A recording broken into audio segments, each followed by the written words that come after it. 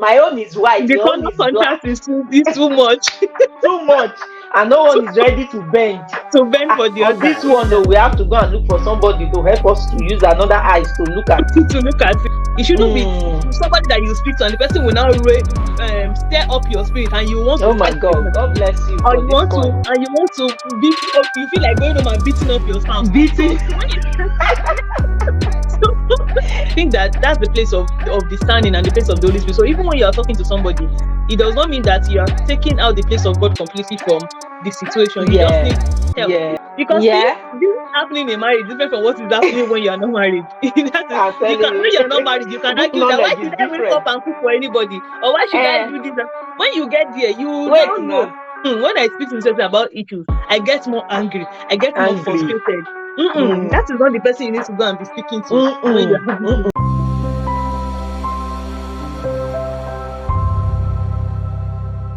Hello, lovers of WOWCastle. Welcome again to another interesting session. So today we'll be discussing about this major table in marriage. I don't even know if we are going to be breaking this table or we're actually going to be repairing it. So whichever way it falls on your own side, just take it like that. So yeah, I have with me here Pelumi. Of course, you can see our names already on the video, so I won't go into much introduction. Yeah, today we'll be talking about third party in marriage. Again. So, third party in marriage. What do you think about this? Do you do third party in your marriage? If yes, why? If no, why not? Do you think there are limitations to things that we should discuss with third party? Do you think there are third parties that we shouldn't use? And what if you have a kind of spouse that doesn't want to do third party and you feel, well, third party is something that is necessary for you in marriage? Let's trash all of these issues. So stay tuned and let's dive right in.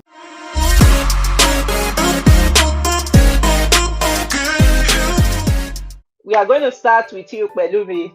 You are the guest. Anyway, you are not a guest on this channel, but for the purpose of this discussion, you are the guest. And I'm the interviewer. So my work is very simple. Ask the question. Yeah. So we're going to start with you. What do you think about third party in marriage? And you can personalize it. Do you do third party in your marriage? If yes, why? And if no, why not? The floor is yours. Okay, so I will start by saying the issue of third party requires a lot of wisdom. So in my marriage, initially we didn't. My husband is not even open to a third party conversation. He strongly believes that we can flesh our issues out. But then this can only last in some areas because there are areas that you are two complete different people. Like as much as you and your partner are very compatible in so many areas, there are areas that are like stronghold in your marriage that both of you you don't agree. They're just like this. Yes. So if you notice that area is giving you a lot of issues and you're not able to resolve it or reach a compromise on that issue, I think it is wise because the Bible says in the multitude of counsel there is safety. It is wise that you find somebody, a neutral person, a matured person, someone that is God-fearing, that will give you counsel from the place of the Holy Spirit. I don't know if you understand that. Like, I get you, right? Wisdom, not somebody that will be biased. I will say, okay, this one is my friend, or this one is. Yeah. So initially, we were not doing third party. We were always trying to strike it. But when we started having these issues that we were not compatible about, we had to involve somebody. If not, me person no go. Is he talking about very conflicting issues? There are some, there are some issues. You think, okay, the husband thinks it's white, and then you think it's cream. It's not, it's off-white, situations like that, you can still manage and just bend. But there are some, my own is white, the color contrast is too much. Too much. And no one is ready to bend. For the other. This one, though, we have to go and look for somebody to help us to use another eyes to look at it. You understand? Yeah, so I understand that aspect of it. So the next question or the next aspect we're going to be talking about is, you mentioned that you have to talk to a third party that is neutral, that is mature, and can counsel you from the place of divine wisdom. Somebody that is a Christian. So, do you think there are? Or let's talk about examples of third parties that people can talk to, and third parties that are no go area. This one don't even try it. So let's talk about that. Yeah, so for me, one of my major principles when it comes to third party is that if you have somebody that is not a Christian and is having issues in her marriage, or she's not married, see, this is not being biased. This is not being biased towards people that are not married. But sometimes it takes you to be in the waters to know how cold or how warm it is. If you are not in my situation, you will not be able to completely relate. So for me, when it comes to the issue of marriage, if you are not married or you've had very bad, terrible marriage and you're not a Christian, see, those criteria, they are like standard. Because if someone is not a child of God, you can tell how much of help their counsel will be when it comes to things that pertain to marriage, because marriage is the foundation laid by God. So someone that is coming to give you who could give you a counsel about marriage should be somebody that is a child of God, that shares values with you, that shares values when it comes to marriage. And the person should actually be married. The person should be in this institution to know. Because this is happening in marriage different from what is happening when you are not married. When you are not married, you can argue that why should I wake up and cook for anybody, or why should I do this? When you get there, you don't know. So you need someone that has the experience. The person does not have to have been married for a very long time, but the person needs to be in the situation so that you can tell that, okay, this person can at least feel a part of what I'm teach you from a place of experience. Yes. So I think that is one of my personal criteria to choose you as someone that I will talk to when I have issues. You have to be a child of God, and you have to be married yourself. You have to be mature, and you need to be someone that has had a terrible marriage. Because if someone has been divorced, you don't know what the emotional state they are in. You cannot guarantee that they are not giving you advice from a place of their own wounds. This is a table, and I want to shatter that table before you bring the remaining legs. Now, there's a pastor that I follow on YouTube. He's been divorced. He's now married again. He's always been a relationship counselor, So sometimes I feel some people actually know what they are doing. The reason for divorce sometimes is the other party. It's not the counselor. Let's say the counselor now. So, and sometimes even if it is the counselor, do you think sometimes people can now come to give advice based on their own, negative experience, based on their own falls? They've fallen there and now they are coming to tell you that this is what I did wrong. I don't want you to do it. What do you think about that? Yeah, I support that. I support that because for somebody that has learned from their mistakes, the way they will advise you will be different. So when I want us to note that when you have an issue in your marriage and you're going to speak to somebody, you're not speaking to this person for the person to confirm that the way you are feeling, you're going, yes, is the right way. You should be angry, you should fight. You want to speak to somebody that wants to be able to calm you down. Yeah. The person should be able to pray with you. Yeah. And the person should be able to for solution. But now the person is not going to tell you this is exactly what you are going to do or what you're not going to do. But the person should be able to, after speaking to this person, you should be able to go back and know that, okay, I think I have a way to go about this matter. It shouldn't be somebody that you speak to and the person will now stir up your spirit and you want to. Oh my God! God bless you. Or you want to beat up. You feel like going home and beating up your spouse. Beating. So when you speak to somebody, so even if this person has had a terrible marriage, by the time you speak to the person, sometimes you might just want to try out people. When you speak to this person, you know that when I speak to this person about issues, I get more angry, I get more frustrated. That is not the person you need to go and be speaking to when you're having issues. Because my husband always say that thing that sorry for cutting you, that when you whatever friend or whichever friends that you speak to when you have issue with your spouse, and after speaking to that friend, you feel angrier. Don't Yeah. speak to the friend. Don't speak to the friend again. Even if your except if it's a crystal clear situation, maybe the husband is abusing you, physical Yeah. abuse, maybe that one, your friend has to speak sense into your head.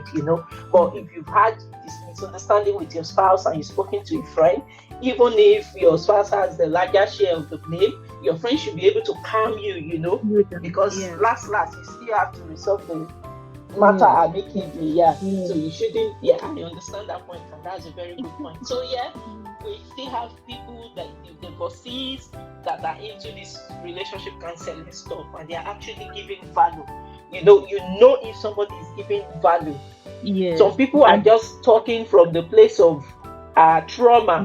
Yes, And exactly. they are talking from the place of trauma, and you know that there's no life in the counsel they are giving. So you know a true counselor. Yes, and I think that's where the place of discernment and the place of the Holy Spirit come. Because see, it is good that we are Christians and we believe that the Holy Spirit is able to comfort. But there are sometimes that you are going through this place and you feel Holy Spirit understand, but we as human beings, we don't believe that does God understand this thing that is going on and you want to talk to somebody. But even when you are talking to somebody, the Holy Spirit should be able to help you discern what this person is saying, what this conversation will lead to. Because if you're having a conversation with somebody and the conversation, from the beginning of this conversation that this conversation will lead me into doing the wrong things that you will regret in later times.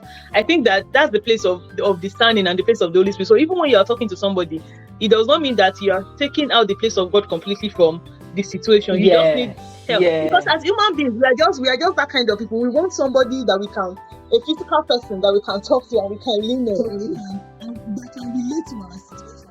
So God or the space of the Holy Spirit, it's just a place of satisfying our humanity. Let me put it that way. Yes. I really love that point that you raised. That even when you listen to counsel, if you have the Holy Spirit, you know if what this person is saying is going to bring about life in your marriage or it's going to lead to death. So when you were saying it, I remember I once told two friends. I was having a kind of misunderstanding with my husband then. So first I spoke to a friend and she said some things that were not really balancing. When somebody is talking, this thing is not balancing well in you. She was trying to say, men can be selfish, men can be cynical. In me, I was thinking that no, my husband is not that selfish. Even if in our fight, even if I have told him that you are selfish, and then I've gone to a friend and the friend is saying he's selfish, I started to feel like no, he's really not selfish, So I spoke to another friend and then she was trying to make me see that maybe he's not even saying it that way, blah blah blah. And from that day I knew that okay, you should know the kind of people that you should talk to, So actually when you are talking to someone, you should have the Spirit of God, and this is the difference between the kind of third party that we talk to. This is why some people will go and get advice that will destroy their marriage because they cannot even discern which kind of advice is okay for their marriage. You get so that's a very key point here. So now, are there kinds of third parties that I know no area for you? Well, for me, yes, I have some third parties that are no go area for me. First off, if you are, I know some people, this matter is very controversial. Some people say once you are married, cut off your ex completely, don't talk to them. But if you have people that you've had good relationship with, and maybe it just ended on a ground of mutual understanding, it wasn't like the person was cheating or you had a fight, but things just wasn't working and you ended the relationship and you still communicate as friends. I personally will not go to this person for marital advice. One, because it makes you know. I thought you were going to say you can carry your matter to the No, because you're going to be vulnerable with this person you've had a relationship with. You're going to be vulnerable with the person. It's not a safe place to take your matter to. No. As far as I am concerned, it's not a safe place to take your matter to.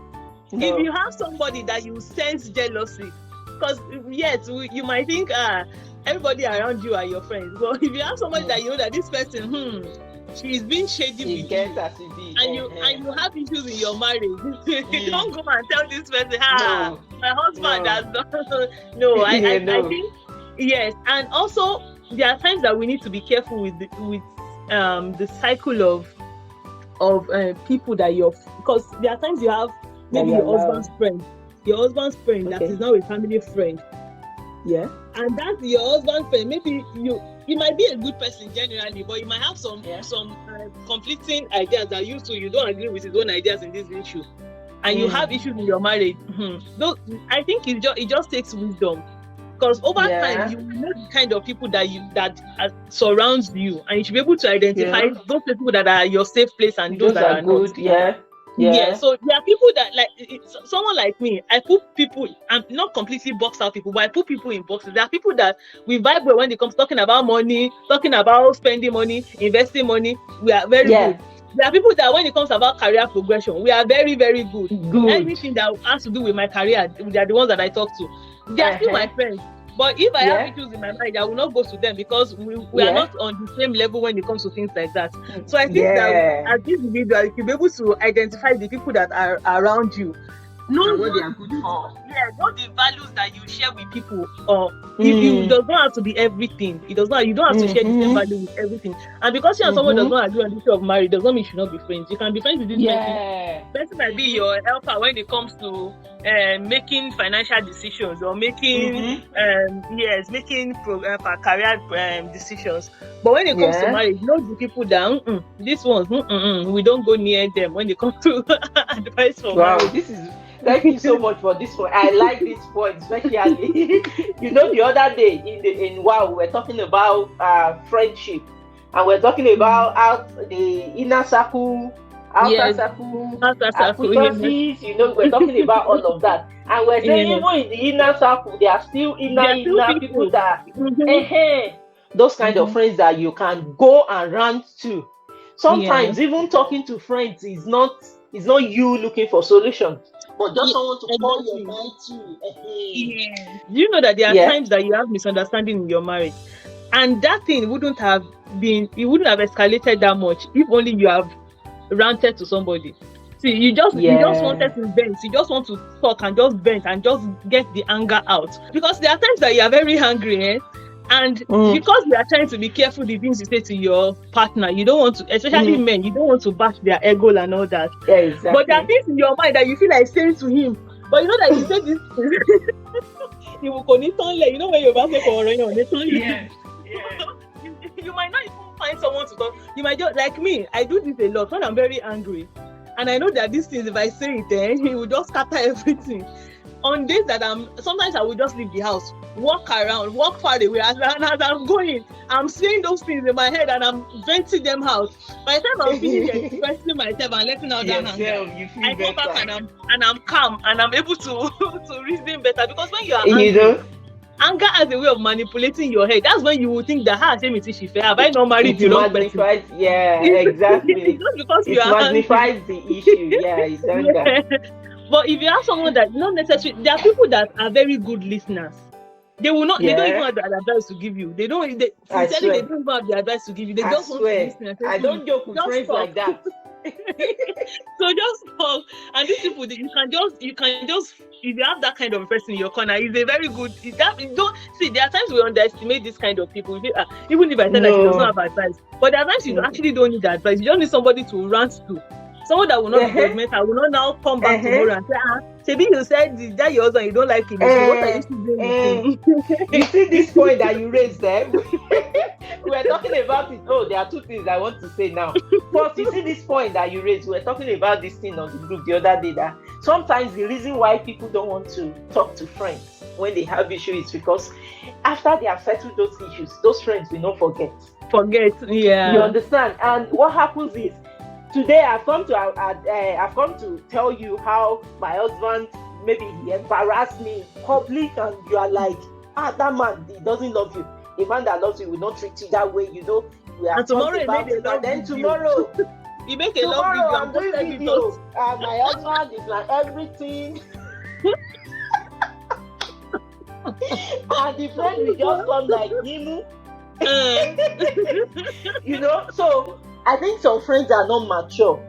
Yeah. And when I sense friends like that, I don't want to talk to them. Because I can come to you in the morning and say, this man, I feel like I don't want to leaving this marry him marriage. again. I don't even know how I And ended tomorrow up with you this are kind of all person in my for life. you. I'm telling you. So if you cannot move the way I'm moving as my friend, the way the things are changing in my marriage, if your mindset cannot be changing like that, Change it let's like just that. leave the ranting. Let's not be talking anymore. Then another thing that you mentioned I wanted to talk about, I think about the ranting when you're angry, it is anger that magnifies those issues. It reminded me of something that happened between me and my husband. Like, I think it was last week. So there was this thing I said mistakenly. And men, they can get angry on something that you are not even counting. And it came to him as disrespect. Anyway, disrespect. That one is normal for every for every man. Everything is disrespectful. So it was like we have settled the matter. And after we have settled this matter, I have settled it in my mind. Even though I wasn't 100% agreeing with him, but I've settled it in my mind that I will just, let it go. Like 2 or 3 days later, it was like, I don't know who sent that friend. She just talked to me about that matter. She just brought it like, hey, your husband did this. She just brought about that matter again. That I think your husband is doing this thing. Are you not saying it, or you just don't want to talk about it? And you should address it though. The friend just came like that. And she even said there's something like, she was, first I started telling the friend about how we have fought about it, and she was like encouraging me to pick up the fight again. And again in my mind, I started planning the fight, how I'm going to start the fight. I'm going to begin it. After a while, I just paused and said, no, it shouldn't be this way. Can it ever be that it is the Spirit of God that is making me feel this way, that is making me plan a fight and all of that? I have to borrow myself some sense that it doesn't, she might even be right that I have to address the matter. But the way I'm feeling, the way she's making me feel, it's more a good time to address it. I must let myself calm down and really think about it. Why is it coming? Is it because I really have to maybe God really wants me to address it again? Or it is the devil that wants me to pick fight again, so that something that we thought we have settled, so that we pick it up again? We have to actually sit down and look at these things before we use our own hands to scatter what we have put together. I'm telling you. So let's not divert too much. Let's come back to our third party gist. So do you think family members are good third parties? Well, it depends on the kind of family member. So let's look at it from this perspective. If you have let's say you have a father-in-law or a mother-in-law, because sometimes, a lot of times, we tend to tend towards our parents. If you and your mom are close, for example, you will not even ask somebody that should I speak to my mom about this. You would have gone to speak to her first. So, you understand? It's really the third party when it comes to your in-laws. You want to know, should I tell my father-in-law or my mother-in-law about this? So I want to look at it from the perspective of the criteria we set down early. So because it does not matter, even if the person is a family member, if the person does not meet this criteria of being a child of God, being a wise, mature person, even if the person is your father-in-law, it still does not make any difference. So if you have a father-in-law, let's assume like the man you were saying that is a relationship counselor and a pastor. Just imagine if he has a daughter-in-law that's having trouble in her marriage and she's not speaking to her. She's just changing herself. Because you will not say because the person is my father-in-law, so I will not talk to him. What if he's actually a wise person that will give you good counsel and is a mature person with spiritual wisdom? So when it comes to family, you still need to filter them with the same standard you filter outsiders. Because the family member that maybe was not even in support of your marriage in the first place, and you now want to tell the person that you're having problem. Don't shoot yourself on leg. Petrol to fire. So, but if you have someone that has always supported your relationship with maybe their son or their daughter, and they want to see you succeed, they are actively putting in effort to support you and make sure that you succeed. I know this person is wise, because it's a different thing. They may want to see you succeed, but they don't have the right words for you for situations that you are going through. So, yes, because for example, there are people that they want to see you succeed, but the way they don't have the right words for you. The ones they will say will even make the marriage scatter. That's not their intention. So yeah, because for example, I have myself and my sister-in-laws. We are friends. We were friends before I started dating my husband. So we are still very good friends even till now. But then part of all of them, because there are a couple, I think there are 6 of them. All of them, there is a particular one that I know. She's very wise. She's a very wise lady. She's a child of God. She will give you good counsel. So before I talk to any of the other 5, I know this one. I can talk to her, and it's not even everything. Things that I know that is within our capacity to profess or to give counsel about. I speak to her about them. The other ones, when it comes to other issues, like I want to do birthday for my husband, or I want to do birthday for my son, I talk to them about those ones because they fit very well into that situation. So it's just identifying people and what their strengths and weaknesses are, and how you can make mutual benefits from that. But you cannot totally rule out family members and say, no, in my house, so it's me and my husband, no other person. No, you have wise family members around you. You can make use of them as well. Yeah, I love that point, because personally, I used to say, okay, when I first got married, the first issue that I had with my husband, I called my brother-in-law and I talked to my brother-in-law about it. And, it caused more issue between me and my husband because he didn't like it. And I thought before we got married, we talked about it, and he said we can talk to his brother and our pastor. So I reminded him that we both agreed that we could talk to your brother and our pastor. He said no, that we only agreed on the pastor thing. Anyway, I thought the brother was inclusive, and that was it. Actually, after that, we thought talking to family members is a no. You get, until I started meeting friends. That I have a particular friend that when they have issues, they talk to her dad.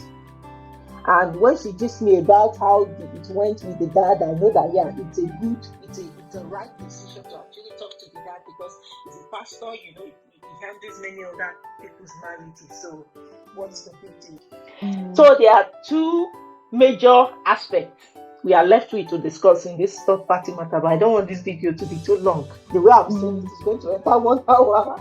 So I want us to make part 1 and part 2. Okay. So guys, if you followed us to this level, move to the next one. Is going to be a blast in the next session.